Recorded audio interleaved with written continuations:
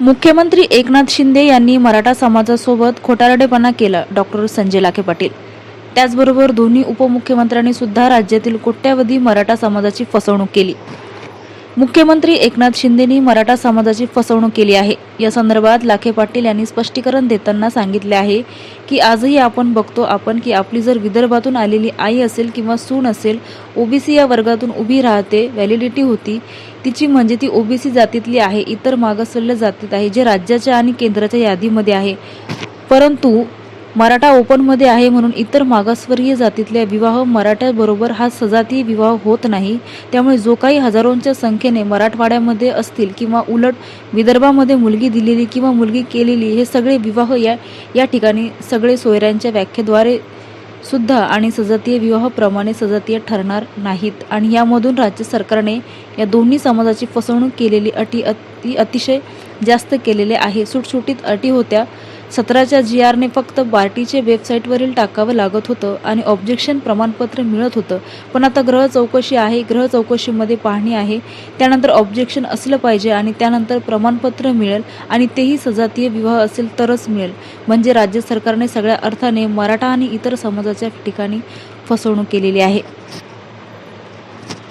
राज्य सरकारनं 26 जानेवारी 2024ला जी मसुदा अधिसूचना काढलेली आहे आणि त्यातून राज्याच्या मुख्यमंत्र्यांनी जाहीर केलं की मराठा समाजाचे आरक्षणाचे सगळे प्रश्न सोडवले, परंतु वस्तुस्थिती तशी नाही आहे. सध्या लागू असलेला 2017चा जो काही कास्ट व्हॅलिडिटी आणि व्हेरिफिकेशनचा नियम आहे त्यामध्ये आणि ह्या ज्या केलेल्या दुरुस्ती आहेत यामध्ये प्रचंड फरक आहे.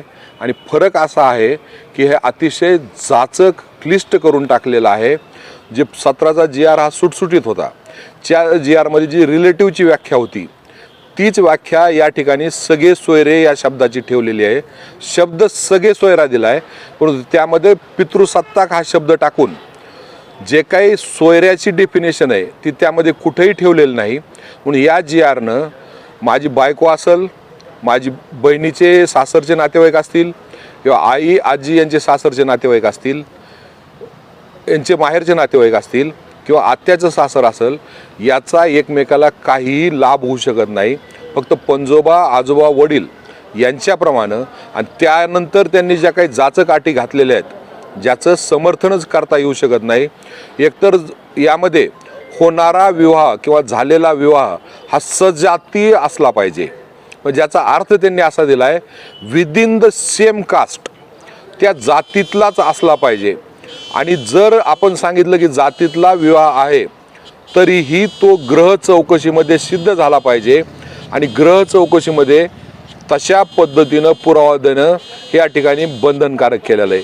आणि त्यानंतर सगळ्यात शेवटी जी काही त्यांनी लाईन टाकली आणि ज्या मूळ कायद्यामध्ये ही नियम दुरुस्ती आहे त्यामध्ये SC ST VJNT SBC या सगळ्या वर्गासाठी हा जो काही नियम दुरुस्ती आहे ही या ठिकाणी लागू केलेली आहे. म्हणून ह्या सगळ्या वर्गाला आता हा जर कायद्यात रूपांतरित झाला तर त्यानंतर सगळे सोयऱ्याच्या डेफिनेशनमध्ये सोयरे तर निश्चित असणार नाही, परंतु विवाह सजाती आहे हे ग्रह चौकशीमध्ये त्यांना सिद्ध करावं लागेल. आणि सिद्ध केलं तरच, जातीचं प्रमाणपत्र असलं तरीही या ठिकाणी व्हॅलिडिटी मिळणार नाही. आणि व्हॅलिडिटी जर मिळाली नाही त्याचा प्रवेशासाठी, शैक्षणिक सुविधासाठी किंवा नोकरीसाठी लाभ घेता येणार नाही. म्हणजे नेमकं राज्य सरकारनं मराठ्याबरोबर इतर समाजाचंही प्रचंड या ठिकाणी नुकसान करून ठेवलं आहे. आणि मूळ जो प्रश्न होता की जी मागणी होती मराठा समाजाची की विदर्भातून आमच्याकडे येणारी मुलगी असेल, आई असेल, त्याची जात मिळाली पाहिजे, तर तो जो काही सोयऱ्याचा भाग आहे तो पूर्ण वगळून टाकलेला आहे. आणि उलट आता जे काही कुणबी आणि मराठा विवाह होणार आहेत ह्या GR नंतर लागू झाल्यानंतर हा नोटिफिकेशन, हे विवाह सजातीय असणार नाहीत. त्याचं कारण असं आहे की आजही बघतो आपण की आपली जर विदर्भातून आलेली आई असेल किंवा सून असेल ही OBC या वर्गातून उभी राहते, व्हॅलिडिटी होती त्याची, म्हणजे ती OBC जातीतली आहे, इतर मागासवर्गीय जातीतली आहे जे राज्याच्या आणि केंद्राच्या यादीमध्ये आहे. परंतु मराठा हा ओपनमध्ये आहे म्हणून इतर मागासवर्गीय जातीतले विवाह मराठ्याबरोबर हा सजातीय विवाह होत नाही.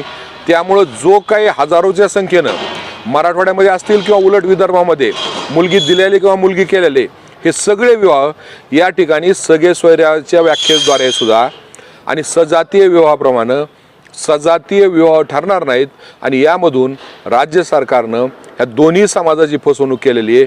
अटी अतिशय जाचक केलेल्या आहेत. सुटसुटी अटी होत्या.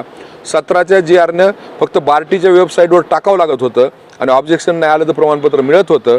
पण तो आता गृह चौकशी आहे. गृह चौकशीमध्ये पाहणी आहे. त्यानंतर ऑब्जेक्शन नसलं पाहिजे आणि त्यानंतर प्रमाणपत्र मिळेल आणि तेही सजातीय विवाह असेल तरच मिळेल. म्हणजे राज्य सरकारनं सगळ्या अर्थानं मराठा आणि इतर समाजाची या ठिकाणी फसवणूक केलेली आहे.